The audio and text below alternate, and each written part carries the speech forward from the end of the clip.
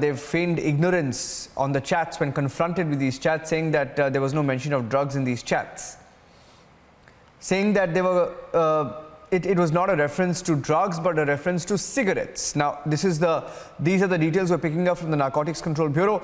Both Jaya, Saha and Karishma were confronted with their drug chats, and both of them claiming that they are not drugs. They were not referring to drugs at all. I mean, they're self-explanatory. They're trying to, of course, use that last card of denying that it was drugs at all. Aniket or Savio, you want to take that question, Savio? Niranjan, sorry, I missed your question. Well, it's not surprising that they're denying it because... Go ahead, Savio. Because in the end of the day, the chats itself were self-incriminatory in nature. So I'm not expecting them to agree to it. What the NCB will continue to do is to investigate and question them.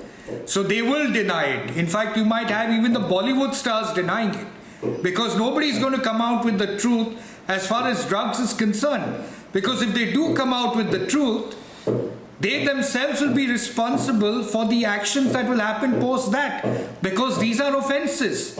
These are legally attainable offenses. To be in possession of drugs, to be consuming drugs, come under the ambit of the law. So anyone caught with it, no matter what the grams are, will have a certain penalty attached to it. So I'm not expecting them to accept it. But what I do expect is that the NCB will continue to probe, because this is a foothold into an otherwise strong and often not spoken about drug nexus with Bollywood, because Bollywood and drugs is synonymous. So we should pursue with the investigations, and it's not surprising that they denied it. Yeah.